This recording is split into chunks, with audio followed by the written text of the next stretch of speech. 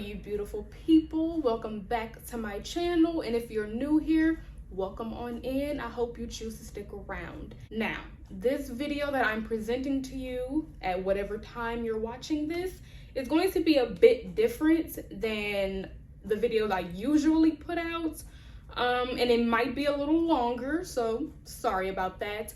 But usually on this channel, I'll talk about a topic and give my opinions on it. Now, this video won't be that different because I'm still going to be talking about something and giving my opinions.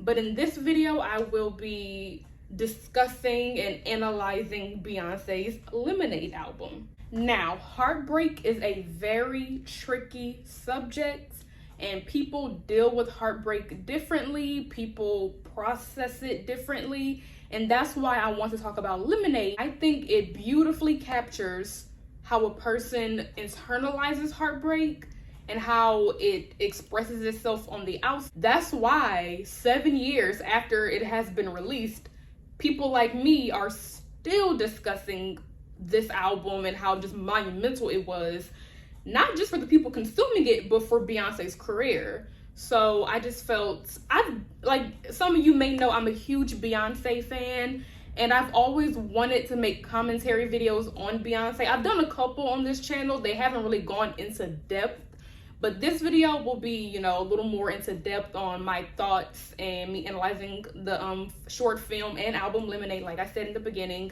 But yeah, I'm a huge Beyonce fan. I think Lemonade was a huge turning point in her career and her as a person too.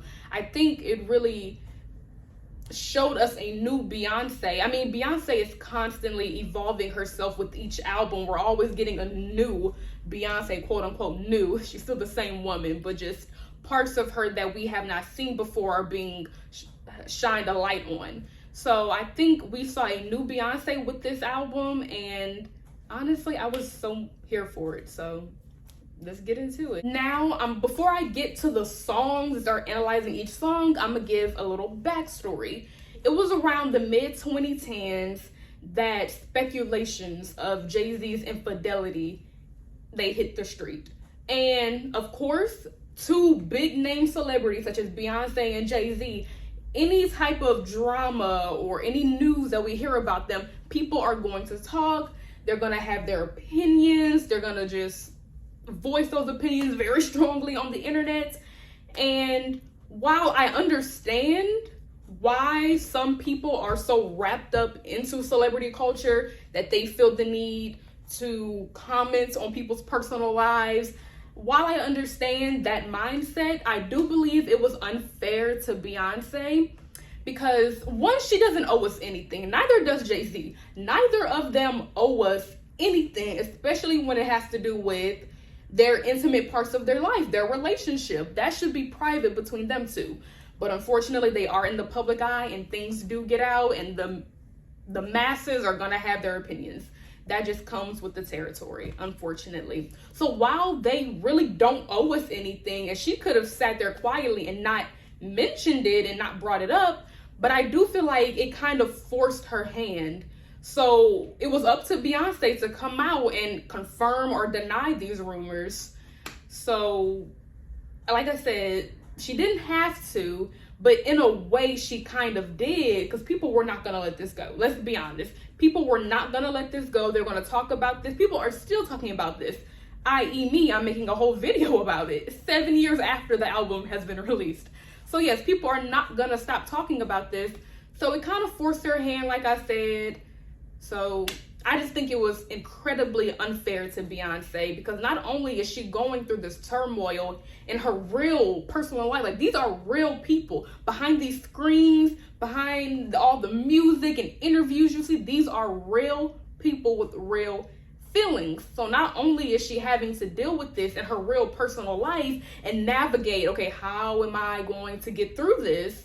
But now she has to tell the whole world, yeah, I had infidelity in my marriage. My husband stepped out on me. So I just think it was completely unfair. So really both of them, I'll get into that a little bit later, but I think it was really unfair to both of them, but especially B. And then we got the masterpiece, that is Lemonade. The first track on this album is Pray You Catch Me. and it is one of my favorite songs on the album. First listen, it did have to grow on me, and I'll get into that a little bit later, but over the time and the more I've listened to it, the more I've really internalized it and kind of like, oh my God, like I completely understand what she was trying to get across through this song, or at least what I interpreted that she was trying to get across. This song literally set the mood for the whole album. We're going to be uncomfortable. We're going to get into tricky subjects. We're going to talk about our most intimate details of ourselves, whether they're good or bad. We're in for a bumpy ride, pretty much. Like, this album is going to make us look at ourselves differently, look at our partners differently. But I believe this song, Pray You Catch Me, set the mood for the whole album. Her breathy moans in the beginning of the song and the staggered vocals, it to me represented an inner disturbance that was going through her. Kind of like basically this song is when we realize she is not currently dealing with heartbreak, but has already lived through it. Basically, this whole album is her not really, is going through the motions of heartbreak, but it's something she already lived through and put in her past, not something she is currently going through. But this song, the first song, establishes that. We're just going to be hearing a story of how she learned what she learned and how she got through it. So it's her journey through heartbreak, and she's already experienced all the 5 stages of grief, and now she's in a better place. This song represents the moment she found out that the love of her life has been unfaithful to her, but she cannot confront him about it.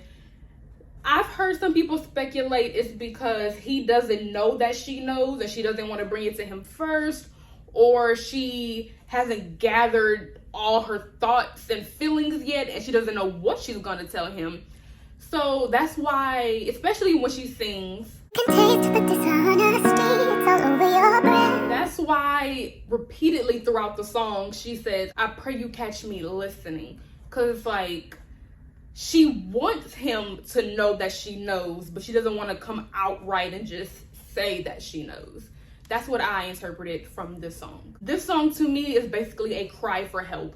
Like, I want you to see me, like, see me. Completely gut-wrenching, if you ask me. Well, that's the end of the video, because what is there more to talk about? She answered the question. Jay-Z cheated. Okay, so she answered our question already, so what is there else to talk about? I'll tell you. This album isn't just about her confirming or denying these rumors. This album is about a person going through heartbreak and all the varying emotions that come with said thing, and how one can choose to get through it.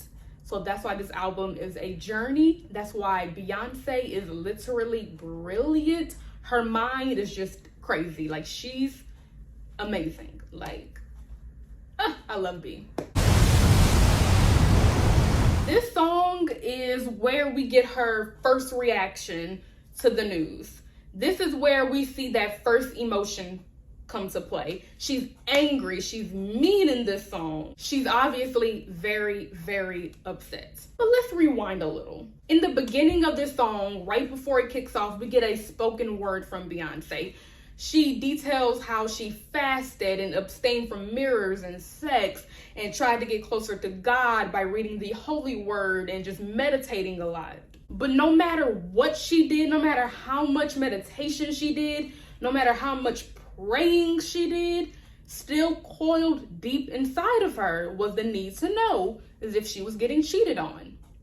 I think in this song, or at least in this beginning monologue, this is where we see Beyonce start to battle with her insecurities. Because it's like, okay, I've done what I was supposed to do as a spouse. I'm doing what I'm supposed to do as a believer. I'm making all the right steps, but yet that wasn't enough. Yet there was still some type of disturbance in our relationship. Why? Is it me? Did I do something? That's why I believe she says things like, I tried to be softer, prettier, less awake. I tried to not speak as much. Because maybe she was, okay, maybe if I change myself, maybe if I do this differently, maybe he won't step out on me, or maybe he won't do this. So this is where we start to see her kind of battle with those insecurities of like, okay, maybe it was me. Maybe I was the problem. Maybe I'm the one that needs to change. Which I believe is in contrast to the song, because in the song, she's somewhat braggadocious. She says things like, the baddest woman in the game in your sheets, which is a complete opposite to how she felt in the monologue in the beginning. In the monologue, she was questioning herself, trying to change herself, trying to be softer and prettier. But in the song, she's like, no, F all that. Like, I'm Beyonce. I'm the baddest woman in the game. Are you crazy? You were nothing without me. So it was the duality of man. Everything in life is the duality of man. In the beginning, she was losing herself, really didn't know who she was, trying to figure it out. And then the song is like her figuring out who she is and her knowing her worth. Now we have my favorite song on the album. I am the dragon, breathe the fire. I am truly a rage-filled girly. I love to feel anger. I need to work on that, you guys. I know, but I love to feel anger. I need to let these emotions out. I, on the first listen, was hooked. I loved the song because I, like most people on this planet, would say, how do you cheat on Beyonce? Like, it's literally Beyonce. Everybody wants her. Everybody wants to be her. Like, she's literally the baddest in the game. It's Beyonce Giselle Knowles. How do you cheat on her? So, yeah, at the first listen, it was her talking her shit. Like, oh, you ain't married to no average bitch boy. You know, like, yeah, she's not no average girl. But she is. In this song, she is consumed by anger. She's letting it all hang out, which is why I love this song. Because when I'm feeling an emotion very, very strongly, one of my responses is to just let it all out. Whether that's cry, scream, yell, rip, you know, whatever it is, I try to just feel those emotions there and then, because I don't want to just harbor it all inside and act like it didn't happen. Like, no, I'm going to feel these emotions. So that's why I personally was very into this song on the first listen, because that's my initial reaction to things as well, is to just be angry, let it all out, get all my emotions out on my chest. But like I said, she's not, in the song, she said she's not an average girl, but she is. Obviously, it's Beyonce, like, greatest living entertainer. I don't mean she's average in that way, but just like every other person on the planet, she has insecurities. She goes through things just like anyone else. So that's why, to contrary to popular belief, I don't believe this song is proof that she doesn't still want Jay or that she can live without him, but quite the opposite.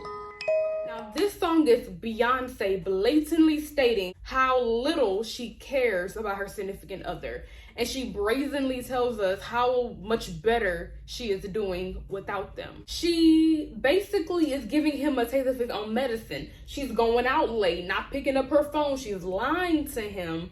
But to me, this just further shows how truly heartbroken she is and how much it is affecting her. Because I don't know if anyone else out there would agree with me, but to me personally, when a person truly does not care, they're not going to mention it. They're not even going to bring it up. They'll just move on with their lives. But for her to make it a mission to give him a taste of his medicine, make it a mission to prove how much better she is doing without him, and how much she's enjoying her life without him in it. The fact that she even had to prove that goes to show me she still cares. It is still eating her up in the inside. She wants to prove a point so bad. She wants him to notice her so bad. That's the vibe I get. Now, just like the average person on first listen of the album, of course, I was like, oh my God, she doesn't need him. She's doing so much better without him. All that stuff. But the more I dove deeper into the album and started listening to other people's commentaries and started seeing how they analyzed the album, they helped me kind of gather my thoughts on how I feel about the way she expresses her emotions through these songs. And on first listen, Sorry is like, you know, a boss girl anthem. Like, boy, I ain't worried about you. But like I said, if you truly weren't worried, why make it a big deal? Why, make it, like I said, why make it your mission to make sure that he knows you're going out and having fun and doing your thing when you shouldn't care what he feels about what you're doing, but you do care. And it's her trying to mask or hide how heavy her significant other and his mistress is on her mind. Now we get to 6-inch heels. Now I have to admit, on first listen, this song was very meh to me. I didn't hate the song because Beyonce doesn't make bad music. Let's start there. But also the song didn't move me in the way I thought it would. But on further listening to this song, I believe I was being told a story on a woman trying to prove her worth through her body. She was using her body and owning her sexiness and relishing in other people's desire for her. I don't really have much to say about this song besides it's a beautiful written piece of art. Like I said in the beginning, it really wasn't my favorite at the time, but the more I listened to it and the more I really started to internalize it and more I started to kind of apply it to my own life within my own realm of what I'm going through, the more I was like, I can relate so much to this. Like wanting to be desired by others, but in a way of like, okay, he doesn't want me, well, I'm gonna show him just how many people do want me. But as we all know, this can only last for so long. The ending of this song is so haunting to me with her repeating the words "come back" in a very, sorry, that car was really loud that just rolled by. I wonder if y'all heard that. But like I was saying, her repeating the words "come back" over and over again in a very distressed voice, it just goes to also show me that no matter how much people will try to prove to you how over they are of someone, what they have done to you will be forever burned into your psyche. You will never forget what they have done to you. Not saying you can't forgive them and move on, but that part of you will always be there somewhere. You may be able to suppress a little bit. You may be able to move on, like I said, but what they have done to you does cause damage. Bottom line, it causes damage whether you want to admit it or not. No matter how nonchalant you try to act, it had an effect on you, and that's it. Come back. Now let's take a trip down to the good old South. Texas. This song is pretty straightforward. It talks about Beyonce's childhood, her father, her upbringing, and how much of an influence her father had on her life. This song is interesting to me because not only is it a country song from Beyonce, but more importantly, the song details, her upbringing, like I said, and the way her father raised her and all the things he expected from her or wanted her to do, the things he taught her as a young child. The song details all of that, but nowhere in the song does Beyonce give her opinion on it. Nowhere in the song does Beyonce say if it had a positive effect on her life or a negative effect on her life. Nowhere does she say if she's grateful for what he did or if she's not. At least on first listen, it doesn't. At the very end of the song, when she says, "My daddy told me to shoot," and she's like dragging out the words and her voice is getting real deep and it started to get real melancholy, I believe that answers all of our questions. She did everything her father told her to. She fought. She was a tough girl like he told her to be.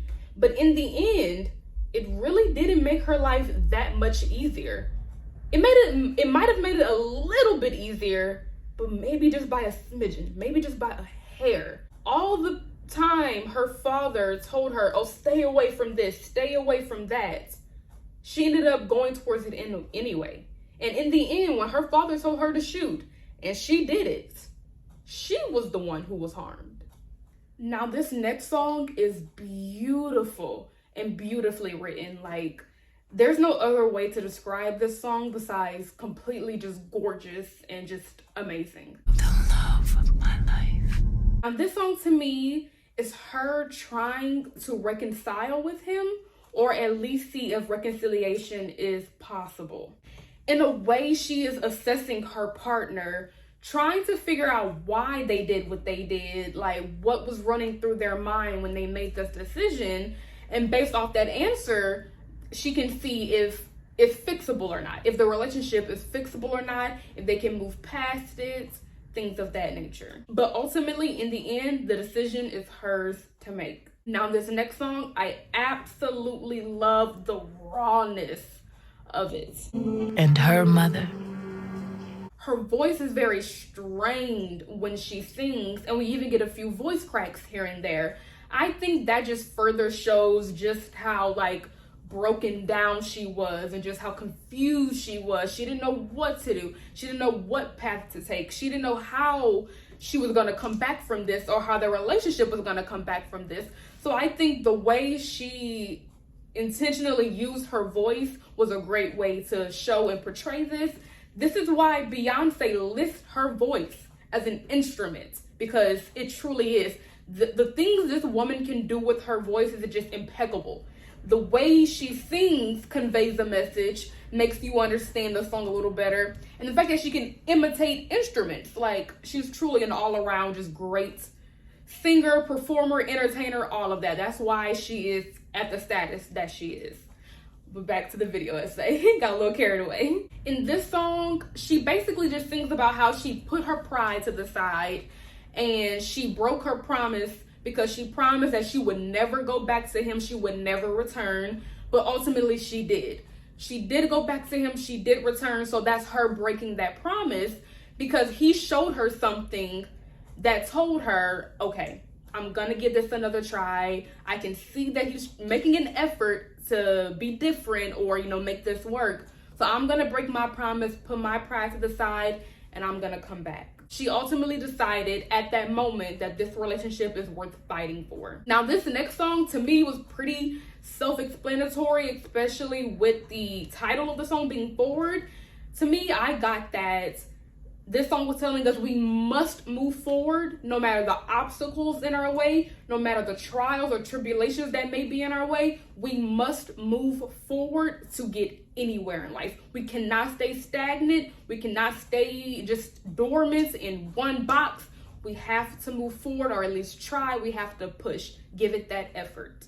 It's time to lose. Now that Beyonce has finally released all that pain and anger that she expressed previously, like in songs in like Hold Up or Sorry or Don't Hurt Yourself, now that all those negative emotions have been pushed out, she is now faced with two options. She can either rebuild her life that she had from the ground up or start a completely new life from the ground up. She is completely free and liberated at this time because, like I said, for Sandcastles, ultimately the choice is hers. Now we have freedom. Painted white flags blue. Now comes the time to choose. The fast pace of this song indicates that this is a huge turning point in her life. She has to make the life-altering decision of staying or leaving. That decision basically sets the tone for the rest of her life. So freedom is truly, truly important. Now, baby, Beyonce put her whole foot into this song. If this song doesn't make you want to be in love, then I don't know what to tell you, because this song makes me want to be in love.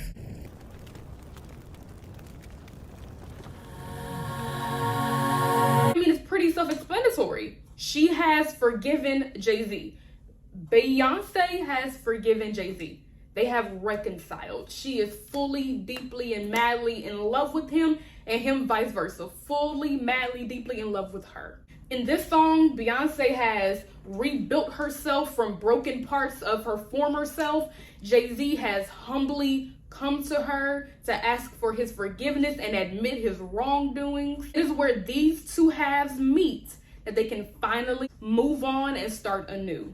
Beyonce is not the same person that she was. She has rebuilt herself. She has become stronger through this heartbreak. Jay-Z is not the same person that he was. He has learned to be humble and admit his wrongdoings and ask for forgiveness, especially when it comes to things that he knows he wants and knows that he wants to fight for. So where these two can finally meet, they can finally reconcile and move on. Okay, well, that's the end. Now, don't you feel weird? Now, if the roles were reversed, would Jay-Z even show an ounce of grace that B showed him? Would he even forgive her at all? Did Beyonce make the right decision? When revisiting this album and short film, all of these questions race through my mind. In the society that we live in, people are always trying to one-up the other person.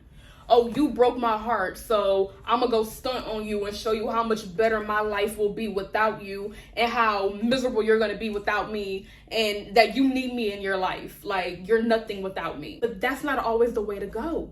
And I believe that Lemonade expressed this beautifully. We saw her attempts at lashing out at him and proving that she's so much better without him. And in the moment, yeah, it feels good because you're angry with that person. You want them to feel hurt just the way you felt hurt. So yeah, in the moment, it does feel good to lash out and show them what they're missing out on. But ultimately, in the end, it means nothing. It does not work for the long run. She still had this emptiness inside of her, and it wasn't gonna go away until forgiveness came. Now, I'm not saying you have to like forgive the person and take them back. No, forgiveness is for you. A lot of people aren't aware of that. They think forgiving that person means, okay, we can be friends again, or we can be boyfriend and girlfriend again, or we can be a couple again. No, that's not always what forgiveness means. It can just mean, okay, you did what you did.